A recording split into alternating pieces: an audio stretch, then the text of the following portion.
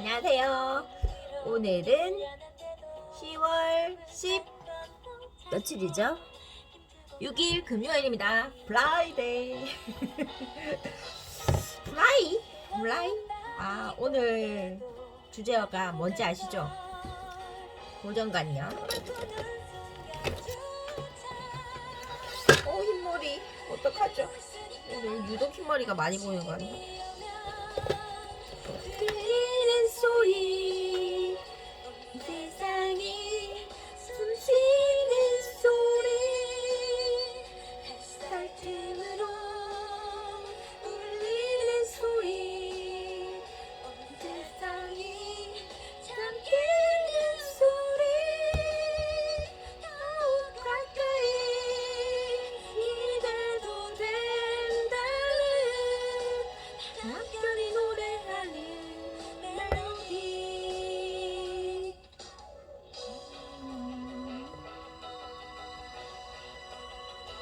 네이버 검색해야 되는데 딴 게 나오죠? 그냥 놓칠 것 같아 만났듯 이토록 반짝이는데 나를 부르는데 아침이 오면 들리는 소리, 세상이 숨쉬는 소리, 햇살 틈으로 울리는 소리, 세상이 잠기는 소리, 더욱 가까이 기대도 된다는 한결이 노래하는 멜로디. My life. 여기까지 드릴게요. 안 꽂히지? 끝. 자, 고정관념 국어사전에 뭐라고 돼 있냐면요, 잘 변하지 아니하는 행동을 주로 결정하는 확고한 의식이나 관념. 어떤 집단의 사람들에 대한 단순하고 지나치게 일반화된 생각들. 여기까지. 제가 왜 고정관념이라고 오늘 결정을 했냐면요, 오늘 새벽에 제 피드 보신 분들은 아시겠지만 선풍기가 나타나 있을 겁니다. 저 선풍기가 거짓말이 아니고 한 달 정도 거실에 계속 이렇게 줄 서 있었어요. 나 좀 치워줘, 나 좀 치워줘 하고. 그러나 제가 치울 시간이 없었던 관계로 치우지 않고 계속 거실에 있었습니다. 우리 집에 사람이 3사람 살거든요. 남편, 저, 중1딸. 그 남편 안 치우고 중1딸 안 치우고, 그래서 견디지 못한 제가 치웠습니다. 못 참는 사람이 치우는 거죠. 그 참 고정관념. 그죠? 근데 그런 것 같아요. 남편이 치워줘도 되잖아요. 그죠? 근데 그 남편이 안 치워주더라고. 이 또 불만 아침부터 얘기하네요. 안돼. slow 진정시키고. 그리고 중1딸 정말 유치원 때는 자기가 뭐 설거지를 하겠다 이래가지고 막 이렇게 그런 행동들을 했었는데, 요즘엔 정말 거짓말이 아니고 초등학교 고학년 때도 그랬어요. 집안일을 1도 안 도와주는 그런 사춘기입니다. 저는 그래요. 약간의 바람이 있다면 저희 딸이 재활용도 좀 해주고 설거지도 가끔씩 해주고 이랬으면 좋겠어요. 명절에 제가 들었던 얘기가 뭐냐면, 저희 조카가 막내 동생 아들이 초등학교 5학년, 초등학교 3학년이거든요. 엄마 아빠가 일을 다 하니까 얘들은 밥을 먹고 나면 요즘에 다 온라인 계약하니까 집에 있잖아요. 자기네들이 설거지 한대요. 걔네들 소원이 뭔지 아세요? 식기세척기 같은 게 소원이래. 웃기지 않아요? 식기세척기가 소원이래. 주부도 아니고 자기네들이 설거지를 하니까. 아이, 서프라이즈입니다. 서프라이즈. 그리고 제 딸한테 그런 바람이 있지만 일도 안 해주고 고정관념. 제가 고정관념에 쌓여있는 것들이 정말 많아요. 제가 지금 잠으로 막 고민을 하고 있잖아요. 제가 이제 8시에 강의를 들어야 되는 부분들이 있어가지고 저녁 8시에 그 시간에 깨어 있어야 되는데 평상시에는 제가 1년 가까이를 그 시간에 잤습니다. 잤어요. 근데 지금은 그게 그 뭐지 실제로 하는 강의 시간에 들으려면 제가 그 시간에 깨어 있어야 되는데 이게 힘들더라고요. 그래서 제가 지금 식품을 사서 먹고 있으나 나흘째 먹고 있으나 효과를 보지 못하고 있다는 그 얄궂은 증상이 있고요. 그리고 또 제가 고정관념에 쌓여있는 것들이 뭐냐면 저는 제가 나름 많이 깨어 있다고 생각을 하거든요. 근데 뭐 그런 거 남자가 군대 간다, 여자는 군대 안 가죠? 저는 그랬을 거예요. 아마 모든 여자들이 다 군대를 가면 군대를 갔을 거예요. 왜?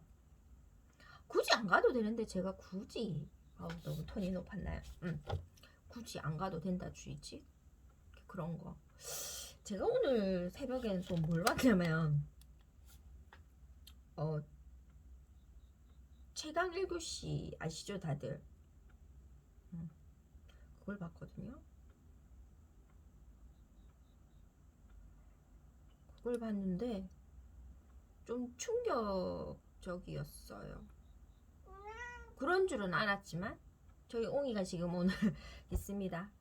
문에 붙어있는 뽁뽁이를 막 공격하길래 제가 문을 열어줬어요. 그랬더니 지금 그 창틀에서 바깥 세상의 새들과 대화 중일 겁니다.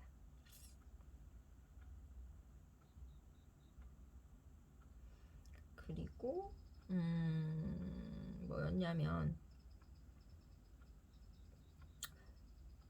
오늘 내용이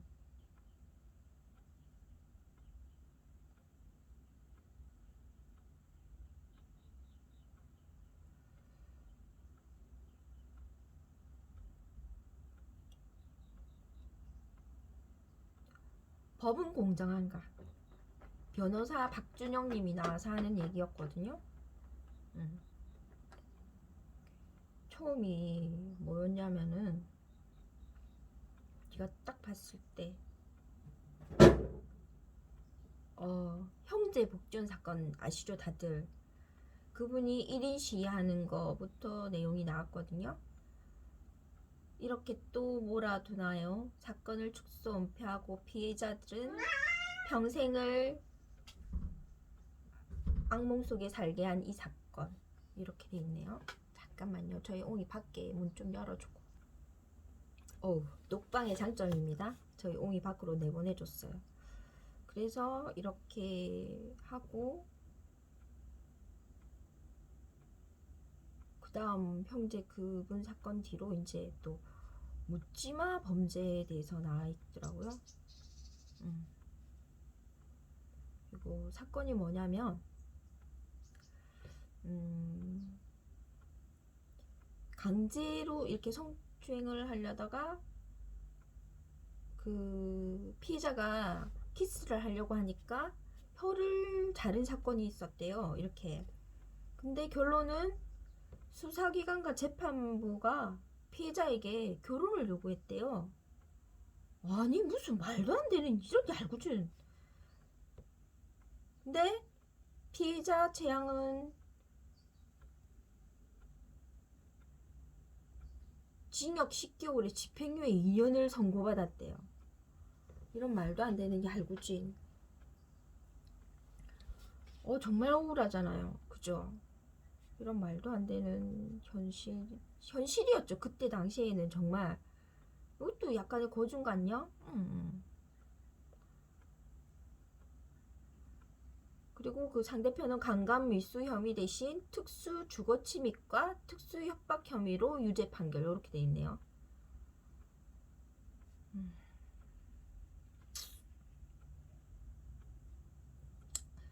그래서 지금은 이제 사건 발생 56년 만에 재심 청구를 위한 그걸 하고 있나 봐요. 재심을 청구한 게 아니고 재심 청구를 위해서 지금 뭔가를 하고 있나 봐요.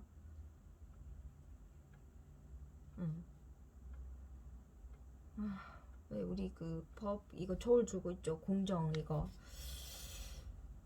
이런 것도 약간의 공정하지 못함이 있는 거죠. 하지만 법원에서는 그 여성을 그 최 씨를 정당방위를 인정하지 않았다는 거. 지금 같은 말도 안 되는 소리죠. 그 정당방위로도 인정하고 6개월간 구금까지 했었다는 거예요. 그죠? 진짜. 진짜 과거에는 이거 되지도 않은 왜 그 있잖아요. 남자는 되고 여자는 안 되고 이런 그런 게 좀 깔려 있었던 것 같아요. 그것도 고정관념이죠.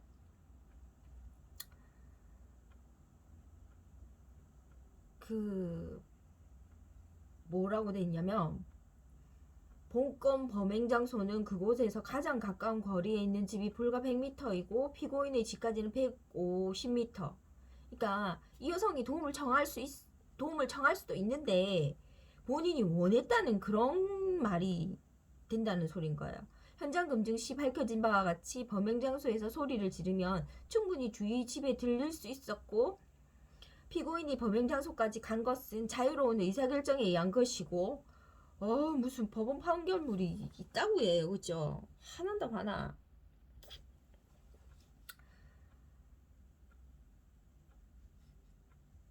아니 변호사님이 그 얘기하면서 이렇게 화면을 보여주시는데 막 여기서 욱하는 게 막 올라왔었어요. 진짜 이 변호사님이 이러잖아. 말도 안 되는 상황이라고. 말도 안 되는. 제가 봐도 말도 안 되는 상황이었어요. 그리고 그 법원 판결문들이 쭉 이렇게 막 나왔었거든요. 그 내용들 정말 어이가 없었어요. 뭐라고 돼 있냐면 또 이것을 심리적으로 살핀다면 사춘기에 있는 동료의 이성에 대한 호기심에 솟친 것으로도 인정할 수 있고 이것은 결국 남성으로 하여금 동료가 자기에게 마음이 있는 것이라는 착각을 하게 하고 훅 하고 올라옵니다.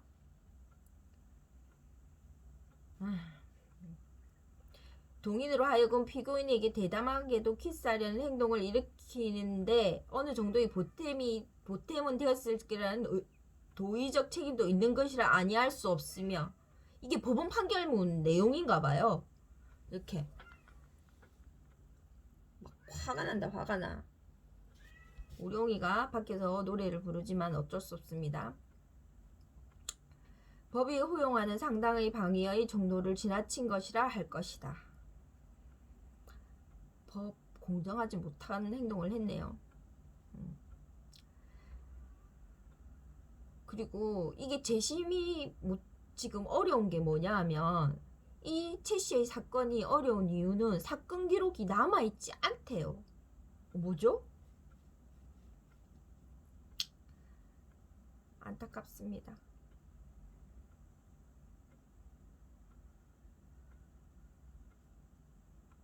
이렇게 정의를 내세우는 법이 정의롭지 못한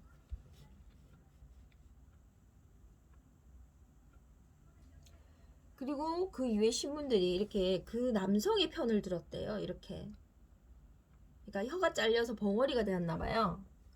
그래서 뭐 책임을 져야 된다는 둥 뭐 얄궂은 가해 남성 측에만 결혼 권유를 받은 것이 아니었대요. 헐.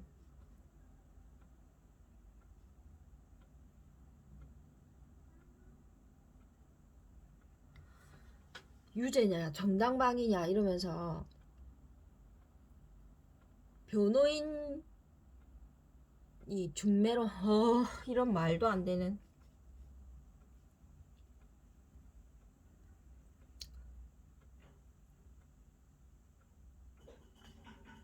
그죠. 말도 안 되는 이런 권유를 받았다는 거잖아. 이 최 씨가. 이분이 일어났어요. 당신들이 내 한을 아느냐 돼 있어. 한. 그죠. 우리가 한이 있다고 하잖아요. 그죠? 우리네 그 민족에게. 근데 이분한테도 이런 한이 있네. 정말.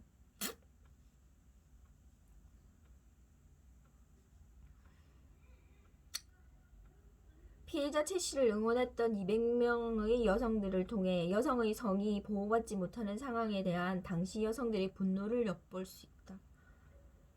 당시 여성들의 분노도 엿보여. 앞에 기사가 다른 게 또 있었나봐요. 지금도 마찬가지죠. 왜 미투 운동 마찬가지잖아요.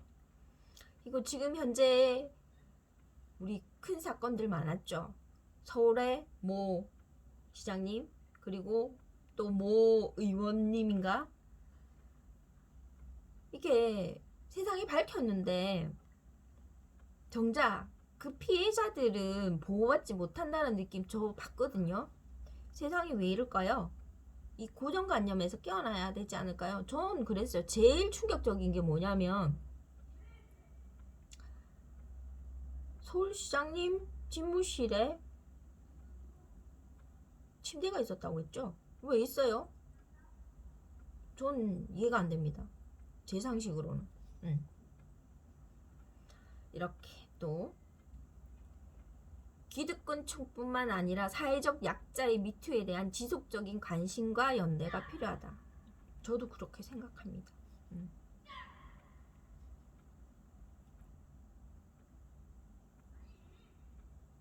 어떻게 해요? 사건 기록이 폐기된 상황이기 때문에 재심 개시 가능성이 희박하다고 합니다. 한 여성의 억울함을 푸는 일에 그치는 것이 아니라 우리가 고정관념을 깨야죠. 왜 남성들은 여성들에게 그런 행동을 할까요? 그런 말을 할까요? 여성들도 남성들에게 그런 말을 하지요. 가끔 하죠. 근데 남성이나 여성이나 뭐죠? 그 성적인 발언이라든지 상대가 기분 나쁘게 하는 말을 하지 않아야 된다고 생각을 합니다. 왜? 동일한 인격 최고 동일한 대접을 받아야죠. 왜? 남자니까 되고 여자니까 안 되고? 이거 저 싫어요. 여성의 성이 보호받지 못했던 과거사를 청산함으로써 보다 나은 내일을 기대할 수 있어야겠죠. 사회적 약자를 위해서 그 관심과 연대가 공정하게 이루어져야 된다고 이렇게 이 박준영 변호사님이 얘기하셨습니다. 최강 1교시에서. 우리가 가지고 있는 성에 대한 고정관념도 진짜 버려야 돼.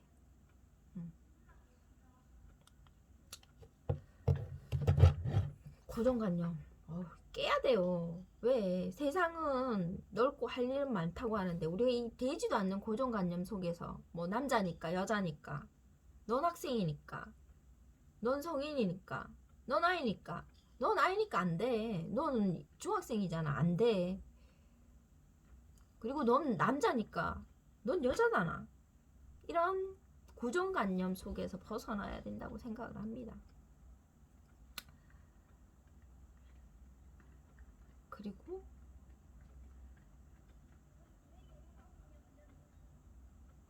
저 이런 발언을 해도 될까요? 북한이 핵을 가지고 있잖아요. 저는 제 개인적으로 그 핵 있어야 된다고 생각을 해요. 우리나라와 북한이 통일이 될 수도 있고 안 될 수도 있어요. 아무도 몰라. 근데 그 조그마한 나라가 지금 핵을 가지고 있는 거잖아요. 그러면 우리나라는 핵 보유국이 되는 거예요. 왜 세계 큰 나라들, 힘 있는 나라들이 자기네들이 핵을 가지고 솔직히 자기네 힘 자랑을 하잖아요. 그런데 그렇다면 우리나라가 북한이 핵을 가지고 있는 건 힘이 있다는 거 아니에요? 그 사람들이 우리를 얕잡아 볼 수 없고 북한을 얕잡아 볼 수 없는 무기가 되는 거잖아요. 우리가 뭐 큰 나라들한테 도움을 받고 있는 건 확실해요. 인정할 건 인정하지.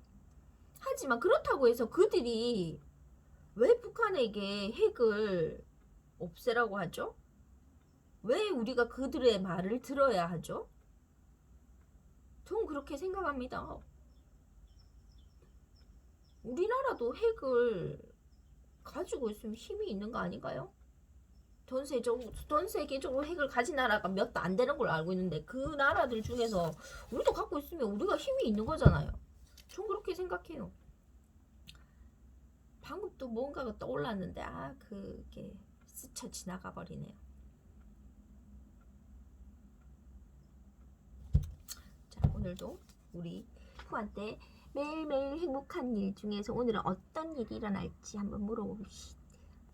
뚜리 마뚜리 뿌야 뿌야죠? 왜 그래? 요거 자주 등장하네요. 몸은 거짓말을 하지 않아요. 보통 마음과 몸은 별개라고 생각하지만 마음이 약해지면 몸도 약해집니다. 그러니 몸의 반응을 살펴보면 나의 마음이 어떤지 알기 쉬워요. 우리 그럴 때 있잖아요. 피곤하고 오늘 특히나 월요일부터 근무하신 분들은 오늘 금요일이 마지막 근무시죠. 엄청 피곤하실걸요. 아마 출근도 하기 싫으실걸. 저는 화요일부터라 내일까지 근무입니다. 몸이 하는 말을 들어주세요. 그거는 내 몸과 마음이 지쳐 있으니까 쉬어달라는 신호래요. 신호. 자, 한 번 더. 저 뒤로 가서 한번 쫙.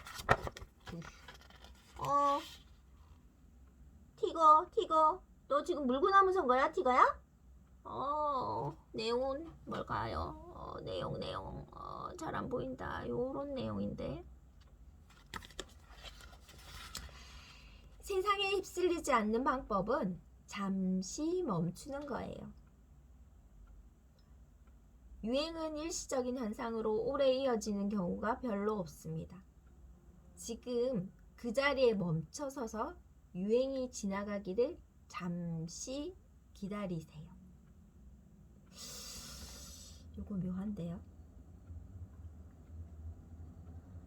지금 코로나가 터지고 저도 마찬가지거든요.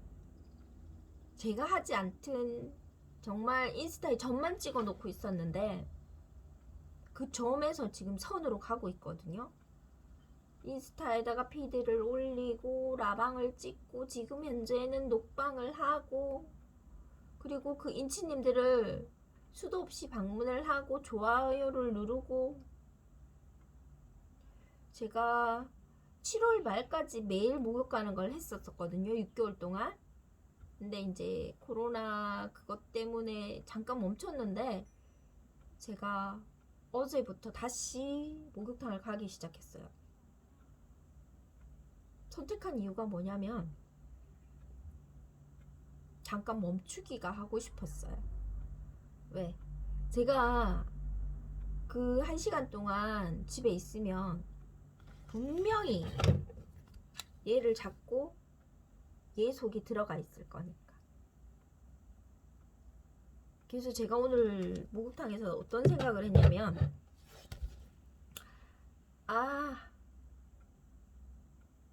버리자. 내 속에 있는 욕심들을 좀 버리자. 버려야 되겠다 이런 생각을 했죠. 언제까지일지는 모르겠지만 지금 상황에서는 제가 그 버림을 하는 시간, 나를 비우는 시간은 좋을 것 같아요. 그리고 제가 디스크로 조금 힘든데 아마 혈액순환이 되어서 아마 몸이 더 건강해지지 않을까 이런 생각도 들고 그리고 제가 지금 그 수면앤이라는 그 식품을 먹기 시작한 거랑 요거랑 맞물리니까 아마 제가 원하는 그 신체 리듬으로 돌아오지 않을까 이런 기대감도 가지고 있어요. 세상에 휩쓸리지 않는 방법은 잠시 멈추는 거랍니다. 여러분들 오늘도 마음의 여유를 가지고 쫓기지 말고요. 누가 뭐라고 한다고 막 이렇게 다급해 한다든지 누가 앞서간다고 그 사람을 쫓아가야 되지 않나 이런 불안감을 버리시고 자기 자신을 믿고 천천히 내가 할 수 있는 만큼 나를 믿고 행동하는 그런 날이 되었으면 좋겠습니다. 여러분 안녕. 오늘도 좋은 날 되세요.